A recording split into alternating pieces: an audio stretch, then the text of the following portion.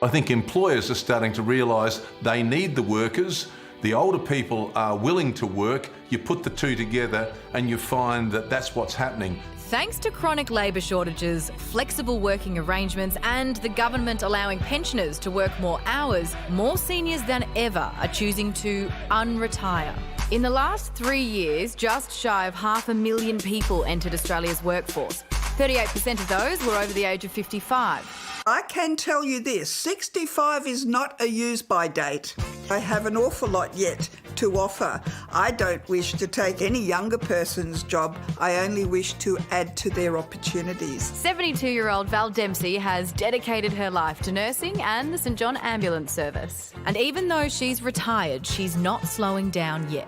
Oh, I love being out and about. This is my 44th year of being a registered nurse, and I so dearly love my profession. Val also happens to be Australia's Senior of the Year, and she's super keen to take on more hours. I sincerely would love to be able to work the hours that would keep me active in my nursing career and not be impacted onto my pension. The recent government changes mean retirees can now earn up to $4,000 extra a year without a hit to their pension. I think a lot of people get a shock when they find that once they start working, they lose 50 cents in the dollar from their pension. So I think we can adjust the system so that it encourages people to work more. And while it's one thing to change policy, it's another when ageism stops them from even getting work in the first place. When you experience ageism, it's the same as if you experience sexism or racism. It actually makes people feel less valuable.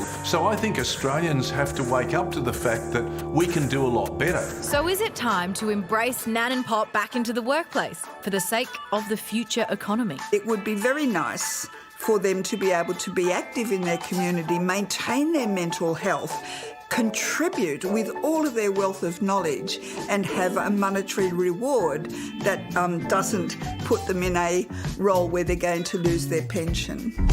Oh, how cute is Val? Love Val Dempsey, amazing human. So sweet. But this makes so much sense, you know, the idea that you hit a certain age and that you wouldn't want to continue to engage in the workforce and the value that people get from that, that doesn't stop at a certain age. And I think the mixture of the pension issue, but also that idea that of ageism, that must be really difficult to deal with when you're wanting to do more, but you feel like you're judged that way. Because then you'll doubt yourself, right? Because you could be like, mentally I'm fine, physically I'm fine. Yes. Everyone's telling me, though, that I'm not, so maybe I am not. But as we just heard from Val there, it's actually so key to maintaining your mental health later on in life. There's a lot of people for whom the decision to retire is the right thing. Yeah. You know, they've worked really hard and they want to get, you know, have a great retirement, and I totally respect that.